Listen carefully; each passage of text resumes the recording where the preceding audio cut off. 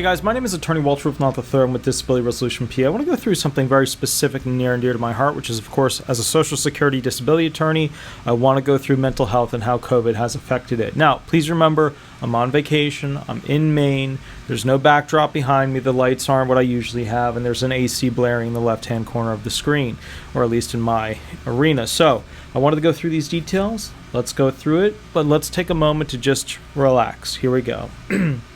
CNET. Our mental health crashed in 2020. Recovery could take years. Okay, COVID-19 lockdowns and financial pressures have inflicted emotional wounds around the world. This article was written by Daniel Van Boom, May 2nd, 2021. Okay, so basically, a little bit more than a month ago. James was the first diagnosed with depression in 2017. Life was a struggle for much of his mid-20s, and hiding in bed provided the only source of comfort. It took 3 years of medication therapy and strenuous lifestyle changes, but James began to recover as 2019 came to a close. For the first time in a long time, he said, I began to feel hopeful about the future. Then COVID-19 hit. Since March of last year, coronavirus torments have assaulted the 28-year-old's mental health. He became overwhelmed by anxiety over the prospect of infecting at-risk friends or one of his grandparents who had cancer.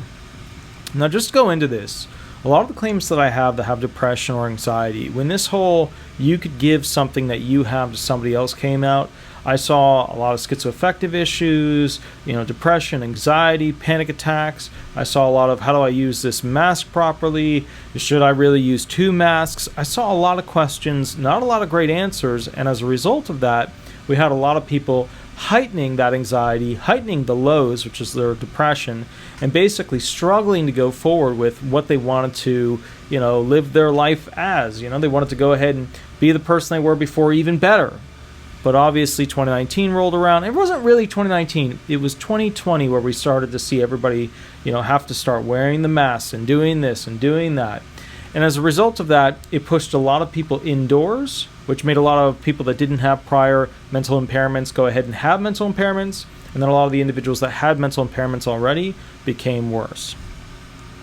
All right, let's keep going through this real quick. Then as lockdowns continued, that anxiety gave way to numbing isolation. There you go, numbing isolation. I haven't read this before yet, so I'm just kind of going through it with you. A software engineer, James was thankfully able to do his job from home. A lot of the claimants I have were not. And what do I mean by that? A lot of them weren't able to go out and do the basic functions that they were supposed to do. Like a lot of the homeless people that I have, they weren't able to go ahead and go to that store that gives them a side gig to go ahead and clean the parking lot. Or they weren't able to go and, mow that person's lawn, weed whack that person's, walkway, whatever. There were a lot of jobs that people just weren't able to continue because A, COVID restricted their ability to do them, or B, the money just wasn't there. Everybody was aware that the money was going to be cut off and nobody was going to have the same job and yada yada. Some people were lucky, like him, software engineer. You could do that literally from the other side of the world and still be okay. But most people that I represented that were doing like little side gig or this or that, just make a little bit of money to go ahead and survive, unfortunately, they struggled immensely. Maybe you guys did too. But sitting alone in front of lines of code made him feel empty. You know what I mean? That's his job. So to some degree, I understand that, he's pulling himself away from society and things like that. But, when it comes to that line, sitting alone in front of lines of code made him feel empty. That's not really changing what he did on a daily basis. I understand the combination of that of the outdoors, plus, not having that, plus sitting in front of code. But as somebody who designs websites and stuff like that, sitting in front of code is kind of the commonplace act of the, actual job that you have. So, to be fair, guys, that sentence kind of was like, hey, wait a minute. To overcome depression in the past, James had forced himself to socialize and go out into the world to try new things. Okay, good. So now we're saying what's really causing this is not the code, it's his ability to go out and interact with people and socialize. Even though most coders, to be fair, socialize through their computer with other people, usually with a headset or typing, things like that. They're usually gamers that will go ahead and, play a first-person shooting game or find this in the wilderness of some, video game situation or whatever. Maybe they solve puzzles or maybe they watch videos of people online, stuff like that. James had forced himself to socialize and go out into the world to try new things. Neither has been an option for most of the past year. COVID restrictions are the exact opposite of the things my therapist told me to do to recover, he said. I don't want all the time spent trying to recover from depression being for nothing. Okay, so that is a little bit over, I think, an over-dramatization situation where he's saying, everything I could have had could be lost from this. I understand that, and I blame actually this paragraph not on the, hey, I didn't want to lose, all the work I'd done. But I blame a little bit of this on the therapist. If the therapist was working with him back then and is still working with him now, the therapist should have come up with new ways for this individual to go ahead and succeed with these COVID restrictions. So I look at that and my attorney brain goes, hey, therapist, where are you at with this? You could have created new scenarios for this individual to interact with. We know he's got a computer. We know he knows how to use the computer at a high level. What do you suggest? James lives in Oxford, England, but his story of battling loneliness and mental health issues is universal. The coronavirus pandemic has wrought mental health havoc across the world. As the pandemic struck, there was a large and immediate decline in mental health in many countries worldwide. This reads the 2021 World Happiness Report. Mental health improved after the initial shock, but the report cautions a significant proportions of people had mental health in 2020 that was persistently and significantly lower than before COVID-19. Okay, obviously that's going to happen. I don't think that entire paragraph really added much because the bottom line is the whole prior article is about that. In the U.S., here we go. Here's some meat. Hopefully we're going to get some statistics that we can maybe believe. In the U.S., 42% of the respondents to a CDC survey in December reported anxiety or depression symptoms. So let's read that again. In the United States, 42% of respondents, so these are people responding to a survey who likely have something to add related to the, because a lot of people are going to be doing this CDC survey. If they don't have issues with this, a lot of them are not going to respond. They're just not going to respond. I don't want to waste my time on this survey. So keep in mind, this statistic is not a forced statistic. It's whoever wants to go ahead and respond to this, go ahead and respond to this. So 42% of respondents to a CDC survey in December reported anxiety or depression symptoms, an increase of over 200% from the 2019 average. In the UK, 31% of respondents to a September study reported depression severe enough to justify high-intensity psychological support. That's a bold statement. That's a bold statement. Think about that for a moment. In the UK, 31% of respondents to a September study reported depression severe enough to justify high-intensity psychological support. And they're referencing 2019 here. They don't spell out whether they mean 2020 September or 2019 September. Well, in September 2019, it wasn't really happening. There wasn't really any real news about it. December there was. Maybe they mean September 2020, which that should have been written into this article. But the bottom line is, in the UK, 31% of respondents to a September study, we'll assume 2020, reported depression severe enough to justify high-intensity psychological support. Now, high-intensity psychological support, that's not really a medical, definitive, spelled out legal or medical term. What that is more of like, all of a sudden they're going in for checkups and they're asking them to stay for a couple of days. All of a sudden they're, the people that are really bad are going from this program to a sanatorium. I mean, high intensity psychological support is like, you're sitting down, they're giving you a buddy to talk to, a doctor to talk to, a physician's assistant, somebody who can basically interact with you to some degree and get you through whatever you need to. I mean, they're obviously giving out medication and stuff like that. But think about that, 31% of respondents. I wonder what percentage were less than high-intensity psychological support. And I wonder, in this article, what were the levels? Is it just high-intensity psychological support, totally losing their mind? The middle ground would have been mid-intensity, low-intensity, no intensity. See, that's the problem with a study like this. It doesn't do any justice when they write these articles, because it doesn't really explain who is responding to this. Like when they do those presidential things, like the Democrat-based ones are like, the Democrats are winning by 30 points, and the Republican ones are like, the Republicans are winning by 30 points. It's just all a bunch of shenanigans when they talk about these statistics. And then they rely on these to legislate.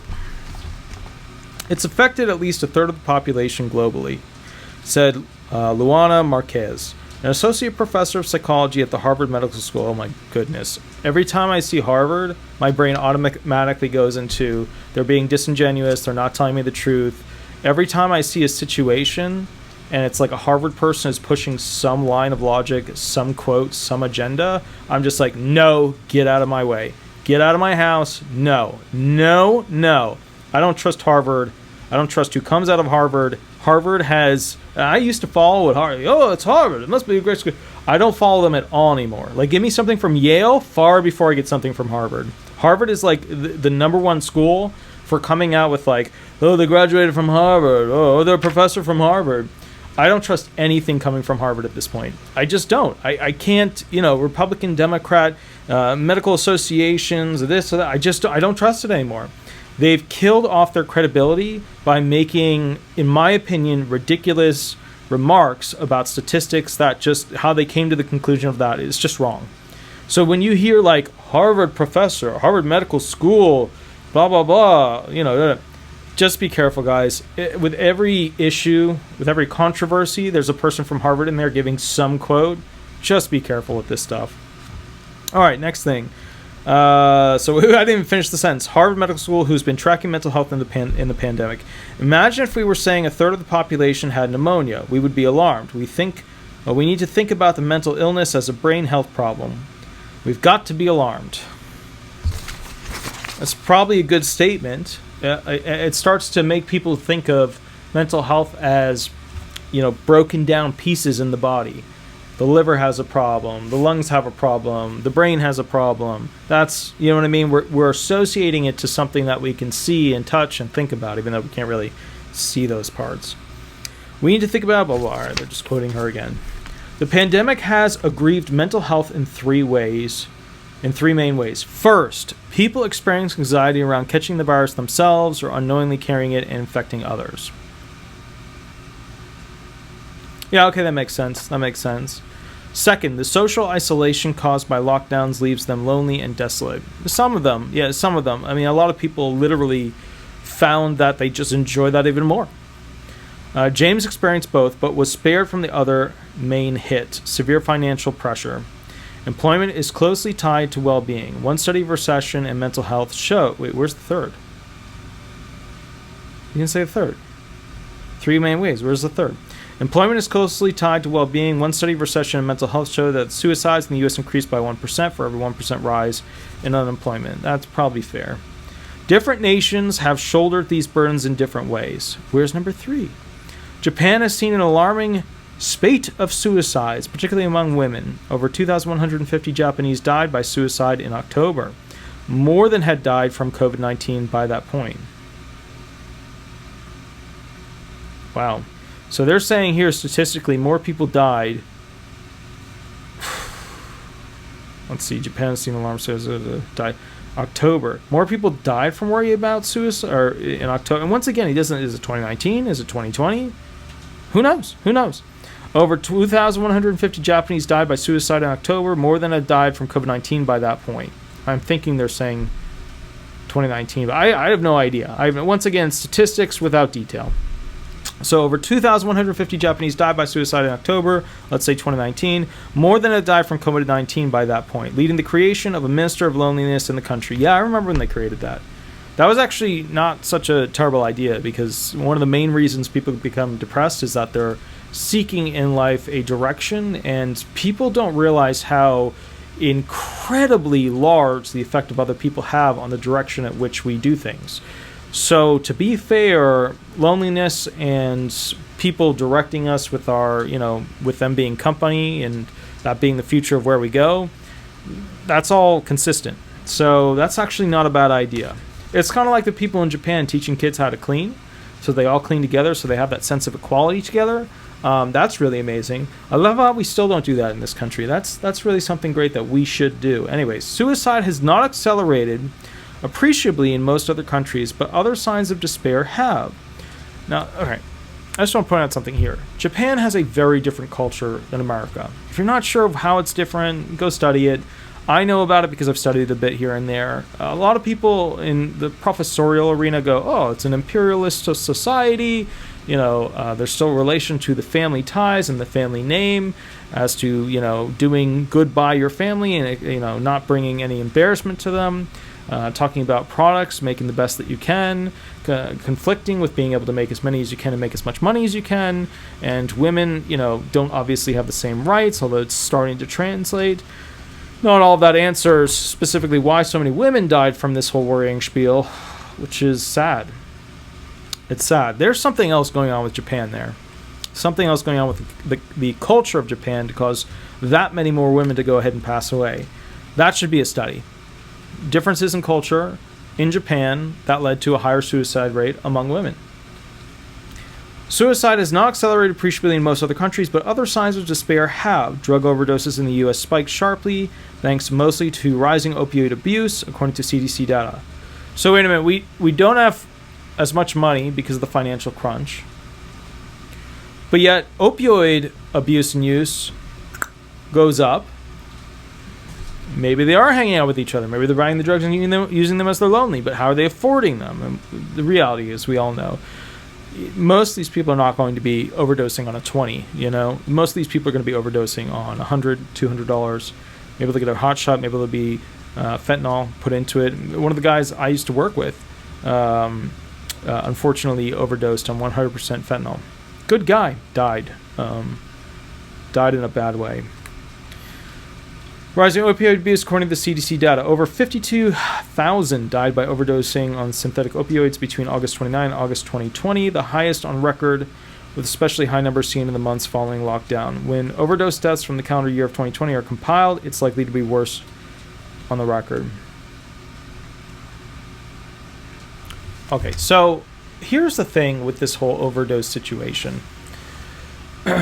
People do not realize how bad drugs are in this nation. You'll see that the Kennedys will often have some very bad luck when it comes to their grandkids, great-great-grandkids, and drug abuse and use and overdose. You will see that basically all of a sudden out of nowhere, a mother on a street will start talking out and explaining to other people what's going on with it. But there's a lot of kids using opioids in a massive amount in high school, college, when they're working. And you know what I'm going to do? I'm going to make a video, because nobody, I mean, to be fair with you guys, nobody knows those people better than me. The cops don't know them as well as me, and the reason why is I get the story of how they did it. The cops get the story of how basically they think they're going to get out of trouble and limit liability. But I get the story of how they did it, because everybody sits there and talks to me and talks my ear off about something they feel that they've accomplished related to that industry, which sadly is not something I'm really that interested in, but I know about it quite well. All right, so I'll do a video thing as to like the top 20 signs that somebody is using and abusing opioids, cocaine, narcotics in general. That hopefully that'll help somebody, because it's knowledge sitting in my brain. Why not? All right, here we go. Next thing.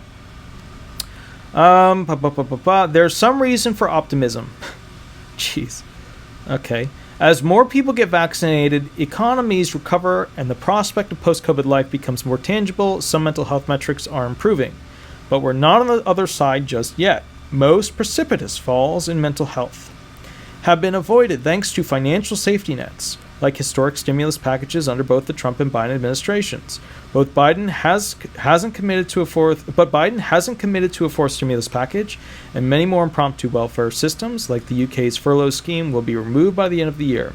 And while available data shows escalated emotional suffering in populations around the world, the true mental and emotional fallout from COVID-19 is likely to pay out over the years, or even decades.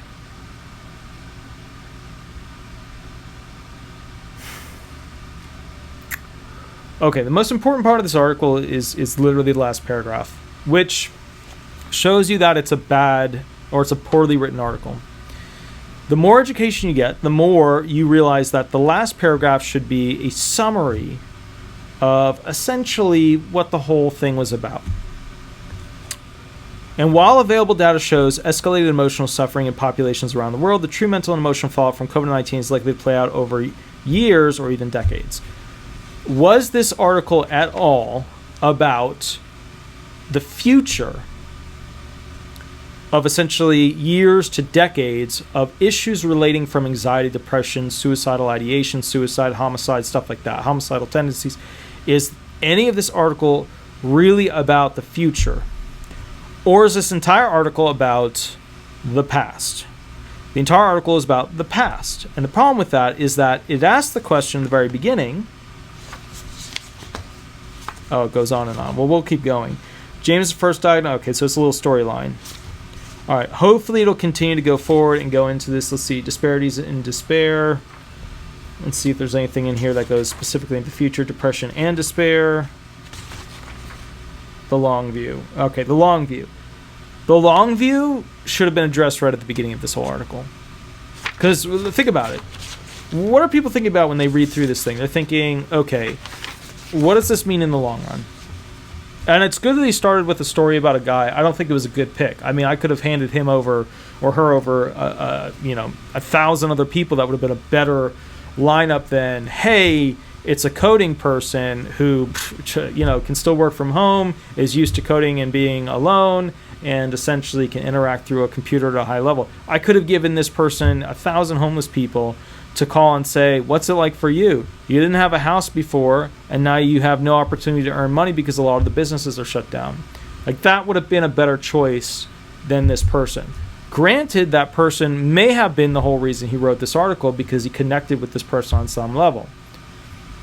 But that's you'll see a lot of that. Like these articles that you see on, NBC, CNN, Fox, it's always like the person that they can find that is somewhat similar to them. The person writing this article is going to be closer to a coder than, for example, an individual that's homeless, that can't find, side gigs, that is currently applying for benefits, that is just going through a really tough time.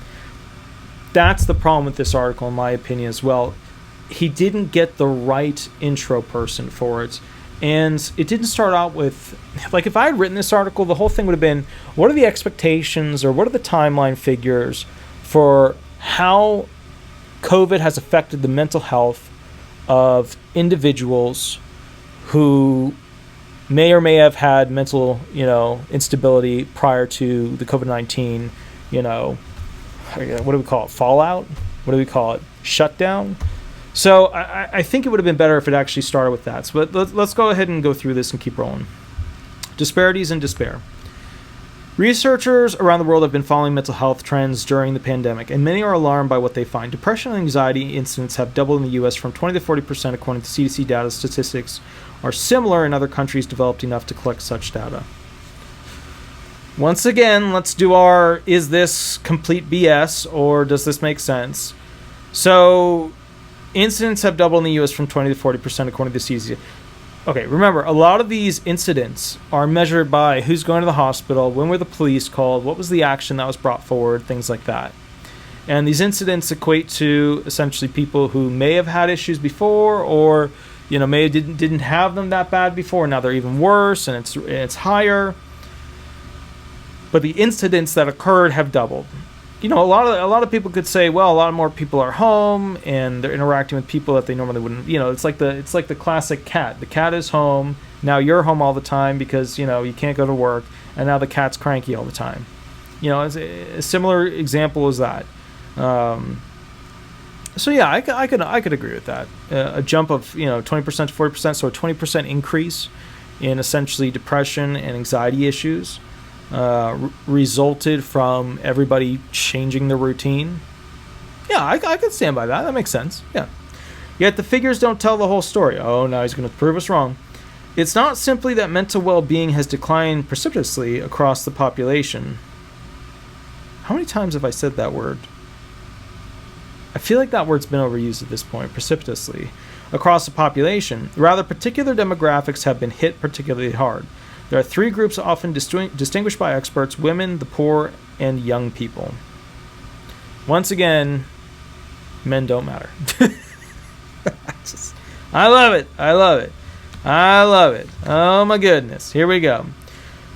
Researchers at Harvard University, following 224 children aged 7 to 15, found that 66% showed clinically significant signs of depression or anxiety, over double the 30% rate from the prior years. Okay, well, how did the study affect them? How did they study them? Right? Well, if somebody was studying me over a long period of time, I would become more anxious. I would be more depressed. I'd be like, am I fitting into this thing right? Am I doing what I need to? Especially if I'm a kid. Look, following 224 children, age 7 to 15. Being studied like that, how'd they do it? It probably would increase over time, I would think. So I claim a little bit of BS here. Over double the 30% rate from the prior year. So we went from 30% to 66%. Once again, it's a doubling. Probably true. Other countries ravaged by the pandemic report similar issues. In France, which has gone into 3 national lockdowns, depression among those aged 18 to 24 nearly doubled from April to November. In China, a survey of adolescents found a 50% rise in depression. So all we're seeing here is 50%, 50%, 50%, doubling. That's what we're seeing here. Everybody that's doubled now. So that's what we're seeing here. Let's keep reading. There are many contribution factors, but loneliness brought on by school closures is thought to be the principal one. In populous U.S. states like New York and California, many states have been learning remotely for over a year. In the UK, where a record number of young people are seeking mental health services, schools were closed, reopened, and then closed again as the second wave of the virus hit. Lockdowns affect everyone. James was gutted to be isolated from the... Once again, we go back to James, and James was not a good person to pick for this. James did not suffer each area of the things that were outlined at the beginning of this. James is a person who has a decent wage. James is a person who has a job that, literally limits him no matter what. He goes to work, he's still in a cubicle or a room away from everybody for the most part because he's got a code, and you have to focus a lot when you're coding. Be careful where you put your, different variances in the sentences and such that, you're creating. Lockdowns affect everyone. James was gutted to be isolated. That's too strong a word. James was gutted to be isolated from the friends and hobbies that had pulled him out of depression before the pandemic. But he was able to pick up new interests like playing guitar, home brewing, and baking. Yeah, and right there, that sentence was horrible for this article. This article should have never included that sentence because now we've lost any emotional, sadness, response of care for this individual. I mean, think about it. Now we're going, was able to pick up new interests. That's good. Like playing guitar. Oh, so he can afford a guitar. Home brewing. He can make beer and baking. He's making cakes? That's my brain is going, I feel nothing for this person. He's totally fine. This is ridiculous. This is absolutely ridiculous. You should have picked somebody that was actually struggling in every category, not a software engineer. And though the isolation is hard, it's even harder for developing minds. Okay, that's a good sentence. That's a good segue. For young people, peer relationships are much more important. You can demonstrate that on brain scans. They're much more susceptible to peer exclusion, said Anne John, a professor of public health and psychology at the Swansea University in the UK. With loneliness, what most research shows is that it's the length of experience of feeling lonely that's damaging, rather than the short, sharp experiences. For many young people, it has been a long time. Okay, that is very true. You guys, a lot of you don't realize this, but I usually am a lonely person because I'm constantly working on a million things to get everything done. But my favorite part of the law firm was to go out and meet with people. And then when I lost that ability to go meet with people, at first I was like, oh, this is kind of weird. Oh. But then, just so you guys know, I learned how to bake, do home brewery activities, and I went to go and basically play the guitar a bunch. No, I did none of those things because I don't have time, because I'm constantly working in an industry that doesn't pay anything. So the bottom line is, I didn't do any of those. I just kept working and working and working. But our friend over here did do those things. Our good friend James. He should have picked anybody other than James. For young people, blah, blah, blah. All right, so millions of young students spent most of 2020 learning remotely. Many still don't have the option to return to school. The same school closures besetting young people are affecting another disproportionately impacted group, their mothers. One survey by Care International found that women have experienced mental health hardships at a rate of almost 3-to-1 compared with men during the pandemic. Millions of women have been confronted with the choice of either maintaining their jobs or caring for children unable to attend school, resulting in 2.3 million U.S. women dropping out of the workforce, although altogether compared with 1.8 million men.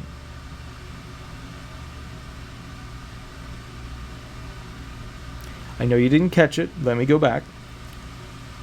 So the whole reason women in this statistical analysis are considered to be far, far worse off is because 2.3 million U.S. women dropped out of the workforce versus 1.8 million men. 2.3 versus 1.8.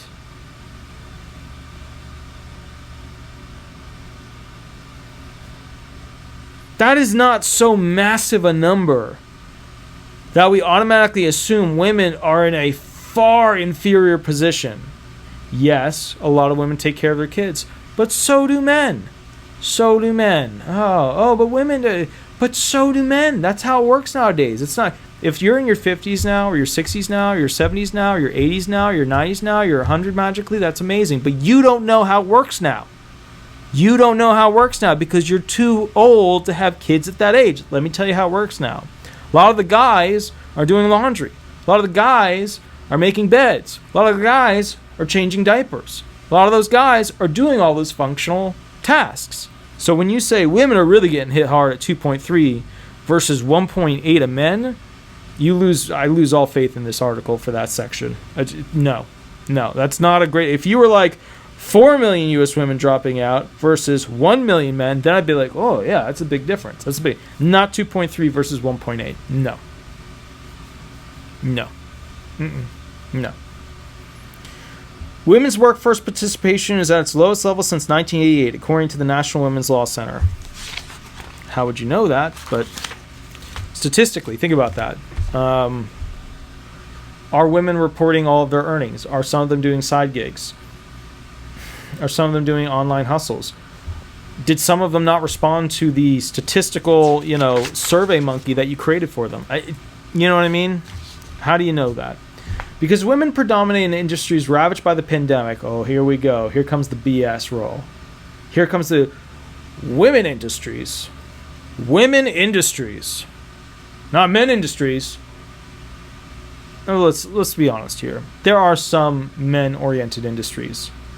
So let's say forestry stuff. Like you're cutting down trees in Alaska.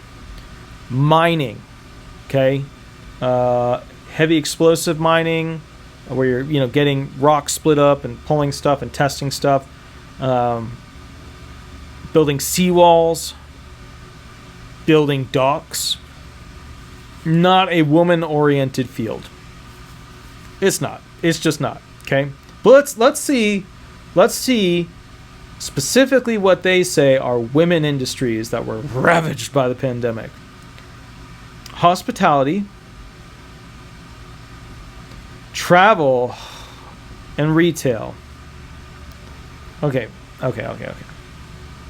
So right off the bat, I'm thinking this article is now just ridiculous. Hospitality, there's lots of men in hospitality. Lots of men in hospitality. Lots of travel, same gig.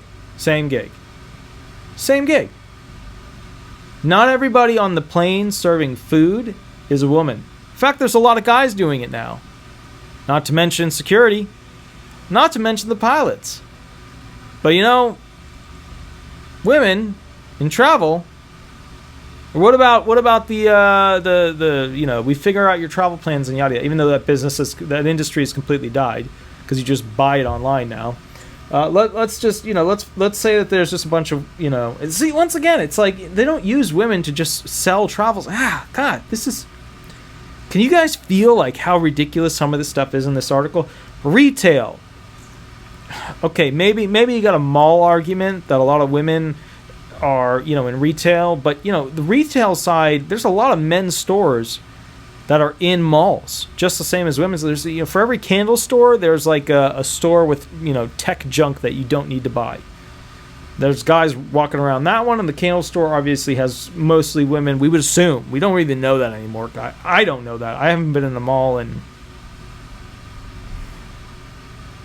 like 7 years, 8 years, a while.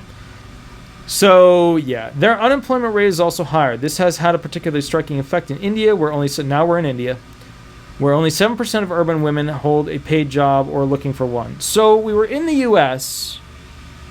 And now we're going to validate our U.S. statements by 7% of urban women in India.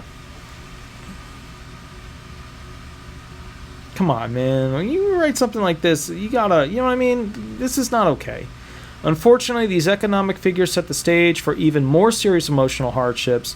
The first month of the pandemic saw domestic violence rise 25% in Argentina, 33% in Singapore, and 300% in China, according to United Nations Women.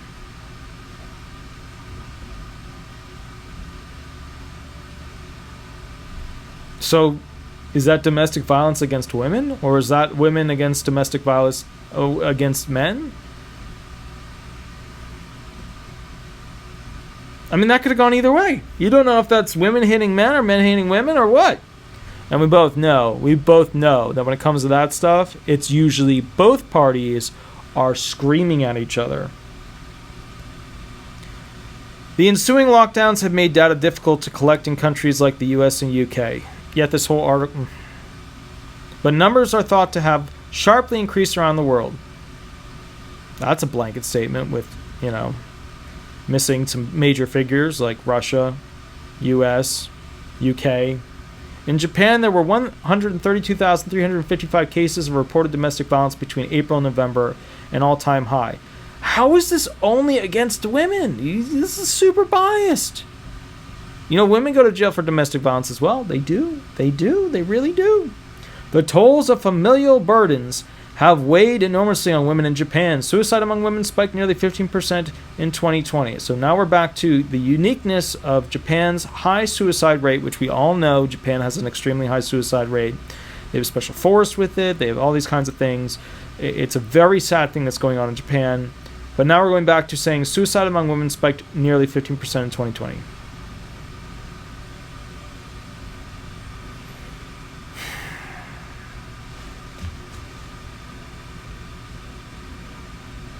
There is an inherent problem with these countries. The government keeps becoming the middle ground that is filling up a void that doesn't need to be filled up. People aren't getting into relationships like they used to be back in the day where it was like a long-term happiness. Now everybody's discarding. Shadow just put his head right between my feet, so I have to be super careful and not move my feet or else I'll squish the baby. But here's the bottom line. Have you noticed that government seems to be getting in the middle of people forming relationships? I mean, sure, there was a back in the day when Woodstock people, if you were a Republican or a Democrat, it would matter at that venue. But now it's like extreme. You're either, a hillbilly with a gun on a farm, or you're this, super highly ultimate intellectual polished city, folk. And as a result of it, you've now got people that are never going to come together that would make the most beautiful families going forward. All for the service of the United States government. Well, not really. More so for the politics of them getting people riled up and limiting people's freedoms. So there's a big problem there. I think if women were able to find more suitable gentlemen, I think that they would live a happier life. And that should have happened during this whole COVID shutdown thing, with people getting online and communicating and say, hey, after this, let's catch up. But apparently in Japan, that didn't happen. So, depression and despair. Suicide rates have steadily increased in the U.S. since 1999. So when the pandemic hit, mental health experts braced for the worst. Miraculously, no such rise appears to have occurred. Japan seems to be... So wait a minute, the whole thing that you based, the ending to your basis that women have it worse, of 15% more committed suicide in 2020 in Japan, you're now going to kill off that argument. So when the pandemic hit, mental health experts braced for the worst. Miraculously, no such rise appears to have occurred. Japan seems to be an anomaly. Suicidal ideation is on the rise among young people, said Harvard Medical School's Marquise, but actual deaths by suicide are mostly flat. So you're making the whole point that Japan is a big deal in the prior thing, and then you're basically saying it's an anomaly and that everybody else is not having a higher suicidal rate. And remember, there's a difference between suicidal people and suicidal ideation. Suicidal people are those who have the capacity to go ahead and take the steps to go ahead and commit suicide. Suicidal ideation people are just people who have ideas of suicide but don't actually, go forward with them. Like that's, just if you have just suicidal ideation, that's just you have thoughts of it. If you're suicidal, then that means you have thoughts and you're acting on those thoughts. What we're seeing up until October is that there was no evidence of an increase, and sometimes there's evidence of a decrease, said Swansea's John. But suicides are just one type of metric used to measure a population's mental health. It's the end of the road metric. In others, particularly drug abuse, America is clearly struggling. As a research fellow at the Brookings Institute and a senior scientist at Gallup, Carol Granham had spent much of her career studying happiness. Okay, cool. When considering how mental health affects a society, Graham thinks in terms of what's classified as despair. Despair is measured in three key ways: suicide, alcohol poisoning, and substance abuse. Do I agree with that?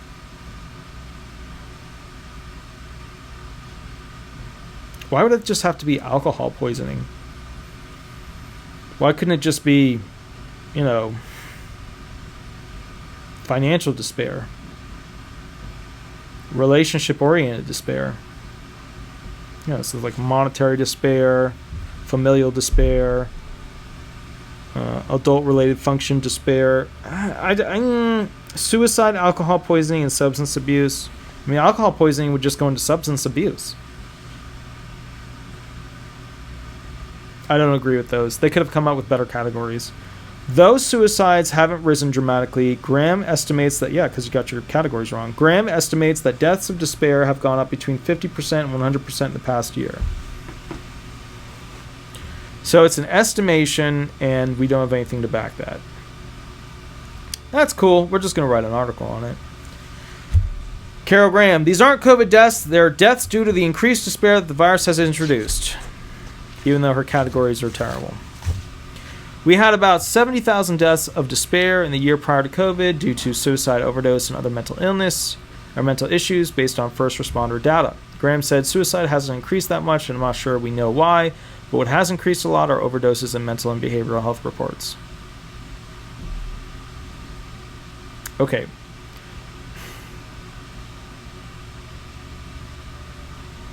I'm not going to go into that. Well, let's just leave it and keep going. Graham says first responders data used until CDC releases its own more conclusive data suggests an excess of between 30,000 and 60,000 deaths of despair in the past year. These aren't COVID deaths. They're deaths due to the increased despair that the virus has introduced. Graham explains some of that is economic, some of it is uncertainty. So now she's giving us the categories. Some of it is fear of getting the virus. Loneliness is a big contributor to it. There are a whole range of things.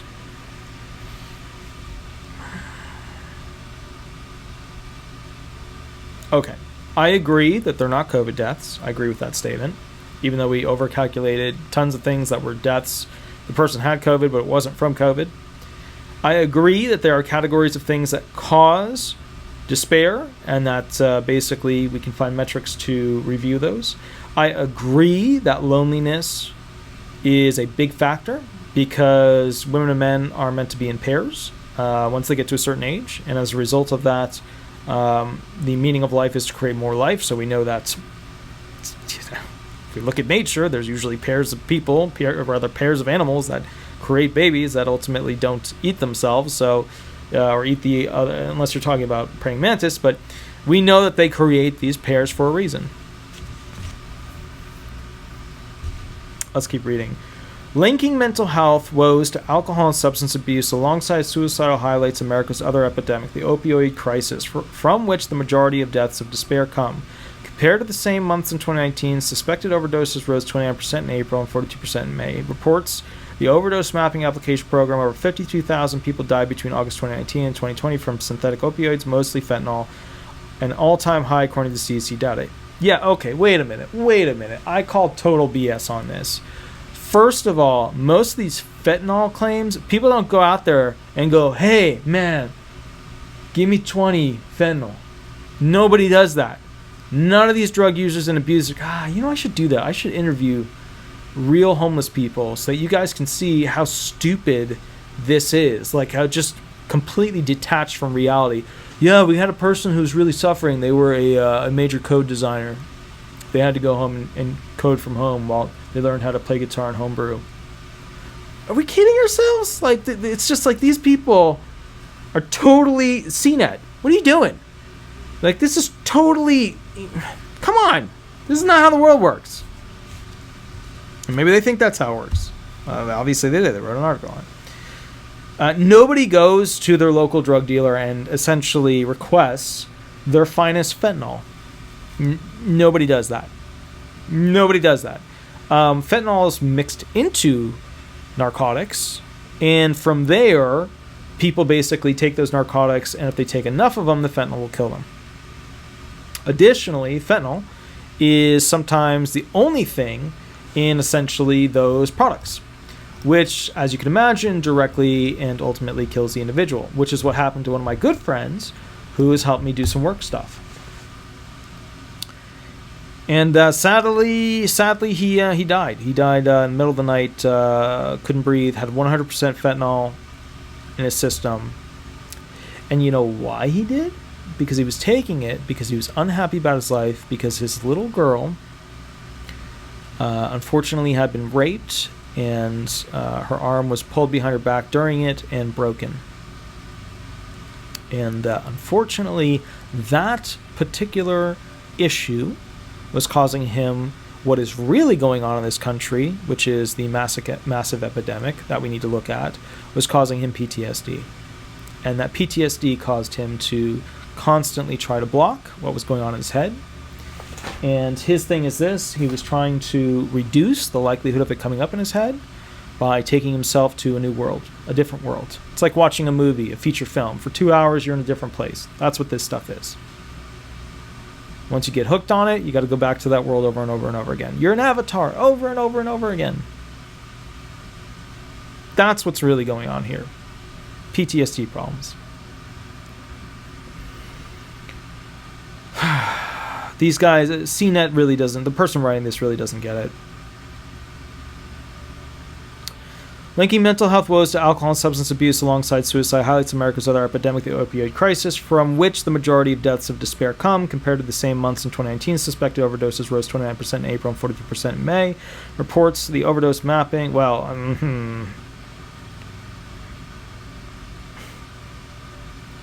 well, we know when the stimulus came out, and we know what happened there.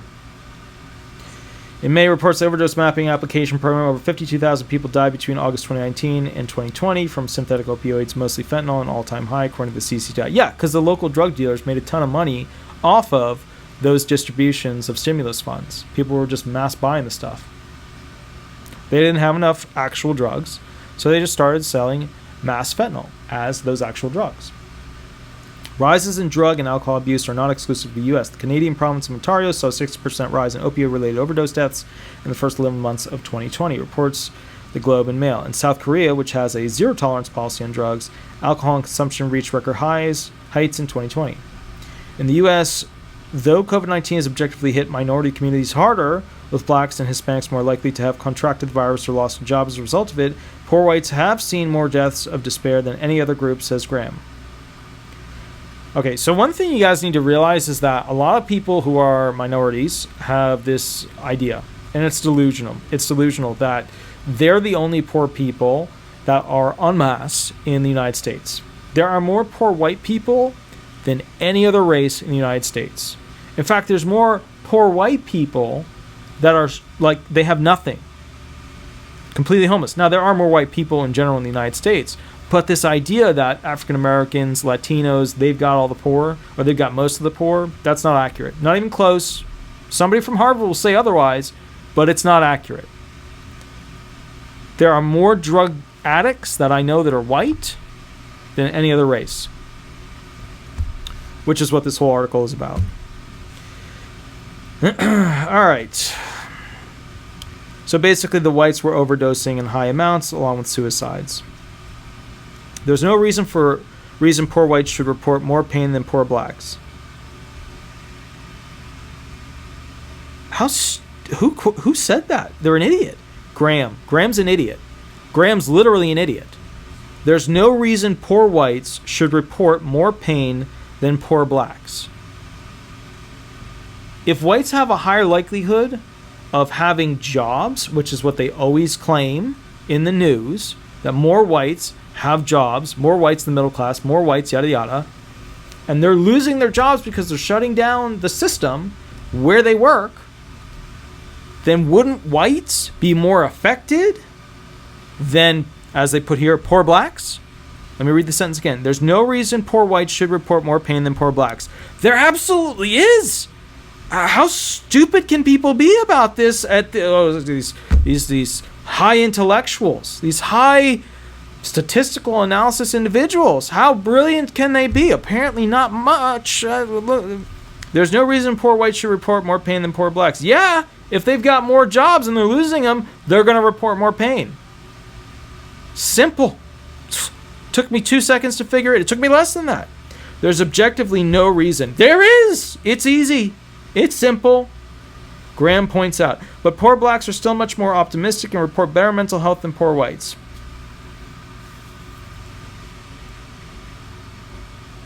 I swear, it's like they don't even know what it's like at the bottom for these people.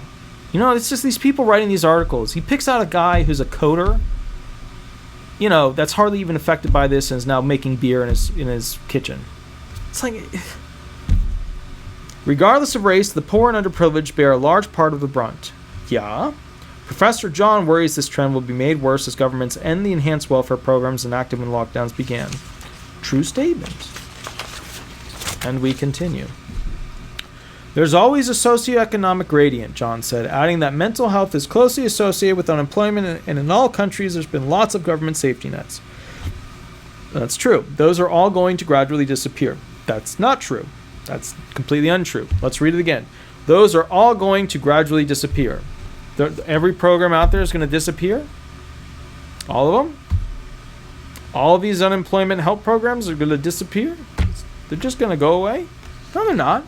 No, they're not. You know that. The long view. Finally, what this whole article should have started with. What researchers now know about mental health is the COVID era is a snapshot, and it'll take years before its impacts can be properly measured. Partially, that's because effects can linger as the pandemic drags on. Researchers are learning more. Okay, so what they're talking about here is that respiratory, cardiovascular, and gastrointestinal systems, neurological too, basically, we don't know. And he worded it like just kind of like it's a fluff thing. You know, hey, what he's talking about here is like lawyers 5 years from now being like, did you take that COVID vaccine? Were you thinking when you took that COVID vaccine? If you weren't thinking, has it affected your health? If it has affected your health, we may be able to get you money, right? One of those attorney advertisements. This right here is talking about what are the long-term physical effects of how it'll affect you going on and on and on, because we don't know. All these things were just emergency, spit it out. And the message wasn't, hey, check with your doctor to see if you should get the COVID vaccine. The message was, hey, go get that COVID vaccine. Everybody that says don't get the COVID vaccine, they're crazy. They're crazy people. They're flat earthers, all of them. And here's why I'm cranky about that. I ended up in the emergency department after my second shot of Pfizer. Okay? That's why I'm cranky about this. Should have checked with my doctor. Didn't check with my doctor. Should have been, and I was an idiot too. I fell for it too. I was like, just go get it. Just go get it. Just go get it. And I was like, okay. Actually, I wasn't the one who signed me up for that, but that's irrelevant. Let's keep reading. It also associated with less sleep and more anxiety. Makes sense. Research from Britain's National Institute of Health suggests that at least 50% of people admitted to hospital for COVID-19 were still enduring symptoms 2 months later. Then there's post-traumatic stress disorder. Yes, you brought in PTSD. Good job. That's very happy now with this article for that singular sentence. Excellent. Marquise points out that 12% of first responders to 9/11 still had clinical symptoms of PTSD in 2011, a decade later. Why would you use a massive fraudulent situation where people abuse Social Security disability benefits from the New York 9/11 situation? Why would you use that? You don't use that statistic when you know that New York had massive fraudulent claims of disability benefits. What are you doing? Marquise points out that 12% of first responders did not allow still clinical symptoms of PTSD in 2011, a decade later. We now know that the first responders of 9/11 Free New York did a massive scam, many of them, not all of them, but many of them, to go ahead and go on to Social Security benefits, for disability benefits after that. And they all had the same doctors, putting the same yada yada and signing off and yada yada. So whoever, thought that would be good to use a massive fraudulent situation as your proving point, then once again, very dumb maneuver. A full third of patients treated for SARS, another coronavirus, went on to develop PTSD symptoms. According to a 2005 study from the Hong Kong University, seeing the syndrome in the same percentage of people treated for COVID-19 would be a colossal issue alone. That was it. That was the whole thing on PTSD. That was it. Paragraph right there. That was it. The third long-term worry is that emotional problems often don't manifest for years until after the traumatic incident. Marquise points out that many people living through the pandemic are in perpetual survival mode, and that symptoms of trauma may not manifest until after the virus recedes, when they feel safe. My hypothesis is that we'll see a shift in the prevalence of mental illness, and it's going to stay that way for a while, she said. I disagree. First and foremost, there were 3 items that she was claiming here. Number 2, the middle one, was PTSD. Number 3 is that basically these individuals will have their problems from survival days coming out once they feel safe. So trauma may not manifest until after the virus recedes. I disagree. I totally disagree. Maybe a little bit, but not worth your third argument of the 3. And here's why. If you're not seeing it happen until much later, so think of it this way. I'm in survival mode, everything's terrible, what am I going to do? Now, months later, I'm no longer in survival mode, I'm doing my life as it was before, to some degree, life is okay. Now all of a sudden, everything's bad, I've got a lot of problems. No, I disagree, and here's why. You can claim that, but you'd have to be claiming argument 2 that she brought up, which is that there's PTSD. You could not claim that just, once they feel safe, they're going to start exhibiting those. No, you'd have to claim argument 2 and include argument 3 and argument 2 as a subcategory, because only if they then go back retroactively to those nightmares, those ideas in their head, those flashbacks as to what it was like back then we call that PTSD. Something occurred, you then are affected by it in the future, and you keep having recurring nightmares, you keep having recurring issues with flashbacks. That we would call PTSD. So her whole third thing here should fit in number 2. Swansea, as John adds, this is a particular worry among young people as emotional issues that develop as a teenager sometimes only surface as an adult. Once schools and universities are open again, John says they need to put an emphasis on connection and well-being in addition to academic catch-up. Both John and Graham point to the value of civic institutions like libraries or local debate teams, which create a sense of community.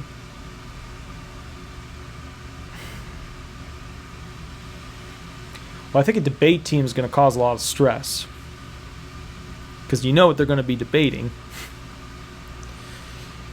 Moves like that would help people like James, who rely on those opportunities to overcome dark days. I'm worried that even after lockdown, things like local meetup groups will be rare. He said the things we had in place that helped young people meet new friends have been affected and will need a lot of time to build back to what they were. I agree, because everything's becoming digital and nobody sees anybody anymore. Though concerned, John is cautiously optimistic. COVID-19 has accelerated many pre-existing trends like shifts to remote work and online activity, and she thinks that energy devoted to mental health will be another. No, I think energy devoted to paying money towards stupid student loans and affording rent and having a job will probably be at the top of those more so than mental health. I think that'll be probably at the very top of that. One positive sign is that online therapy sessions through video chat have become far more common.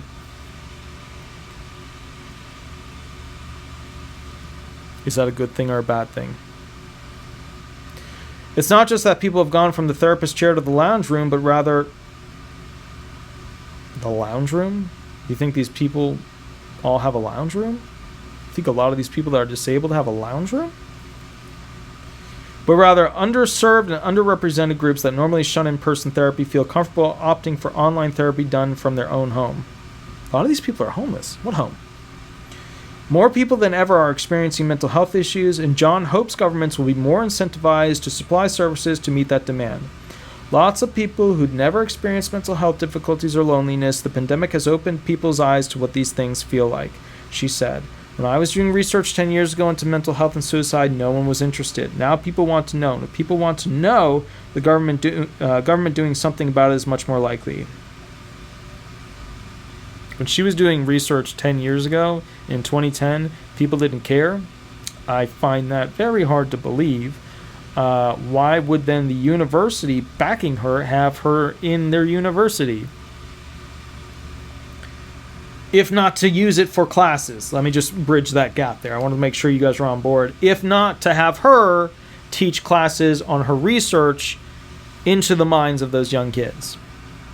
To scare the hell out of them with her statistical analysis. Lots of people who'd never experienced mental health difficulties or loneliness, the pandemic has opened people's eyes to what these things feel like. She said, when I was doing research, Graham echoes the sentiment, noting that the U.S. Department of Labor Centers for Disease Control and Prevention, Census Bureau, and other agencies are now including well-being metrics and data collection. People really are interested now. We're coming to the end. And relying in trying to pull mental health in as a big issue. She said, why it took COVID to do it, I don't know. Why did it take COVID to do that? I don't know. Well, you should know, because it was a complete reset of society that pulled everybody away from their normal standards, not only in the financial industry of creating capitalism to serve society, to make money to pay taxes, but also in the sense of pulling people away from their standard norms of taking a smoke break with other people, taking a meeting with other people in person. That might be why it happened. She recommends a federal task force to help existing bureaucracies coordinate on the U.S. well-being. Encouraging hope, Graham said, is the goal. People who are hopeful rather than filled with despair are more likely to invest in their future, have inspirations for higher education to avoid risky behavior. This was the case for James, who says a turning point of treatment for depression was when he started to believe he could have a good life in the future. Wait a minute, we're back to James, who says a turning point of treatment for depression was when he started to believe he could have a good life in the future. So when he started cooking, he started making beer, he started playing guitar. Why would you use this person? They're a terrible example. This spark of hope is what I clung to, he said. As with millions of others, how James feels often changes from one day to the next. Some days he worries it's too late for him to build a life he can be proud of, especially with everything put on hold during the pandemic year, but on the other days that feels within reach. Okay, first of all, you're doing an analysis on a coding guy who has a job, who has a home. You know, when I hear the sentence, some days he worries it's too late for him to build a life he can be proud of. You're a coding engineer. What are you not proud of? Why don't you get somebody in there who's a drug addict, who's 45, who literally has nothing left? The children have left them. They don't want to deal with them. And none of their family members want to house them. Why don't you do it on somebody like that? Somebody that, actually has this question in their life in a meaningful way, other than a coding engineer is like, I don't know if I can make my life what I want it to be now. Like, I'm offended by that. I'm offended by how this article literally does an analysis on a coding engineer. 2020 definitely causes a knockback in my newfound hopefulness, but did not destroy it, he said. Today I'm leaning on the more hopeful side. There's part of me that believes 2021 could be an amazing year. Well, not with politicians, not with how they're going to take control of it. I hated that argument, that article. I'm actually offended by it. I'm offended by who they chose specifically to be their frontline example person. I'm offended by the statistics that they used. I think that was a terrible article. I'm not offended to the point where I'm depressed now and have anxiety about it. I'm offended because I think it automatically, in my head, discredited those individuals who actually have real anxiety and depression at the clinically severe, highly intense treatment that they're talking about at the beginning of that article. They could have picked a lot of people that were a heck of a lot more relevant to that scenario, and I feel like a lot of people watching these videos would have been a better interview choice than the person they chose for that. And here we sit talking about a Harvard professor, a coding engineer,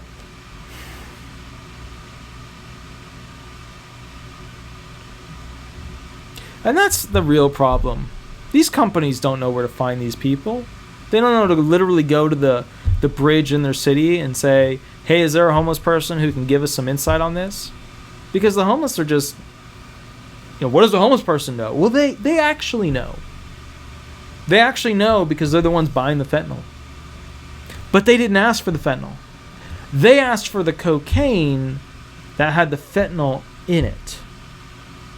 So when they said they wanted the 20 of crack, well, they wouldn't even order it like that. They have different wording than that. But if they and that's what's offensive to me. Like, if you're gonna write an article, go find the people that are really affected by it. And maybe they were trying to make a fluff piece that was about happiness at the end. They've done that. It's a fluff piece. I think it's a shame because people read this stuff and they don't get what it's really like. There's no reason with all the money this country makes. This country makes over $22 trillion a year. $22 trillion. It's $2 trillion in student loans over the past 70 years of student loans going on with the federal government.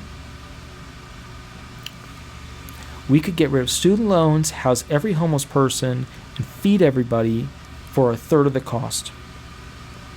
But we don't do that. You know why we don't make college free? It's because the universities make too much money off of it. I'm going to do a big thing on that. So if I end up in a box somewhere, you know why. Anyways, Attorney Walter Knott, I hope you enjoyed this video. I try to bring a shred of light in the form of reality to these. I know some of you guys think I'm a bit of a Debbie Downer, but I am down because this is crap. That's crap. You know what I mean? Anyways, if you like the channel, please subscribe, please please leave 5-star reviews. They help me compete against the big box firms that are out there. I know I have to change the URLs for those. Somebody said, hey, apparently they're no longer the same, yada yada, but I really do appreciate everything everybody's doing. And I am on vacation, so I'm sorry I don't have the usual setup, but have a wonderful night. I'll catch you later. Bye-bye.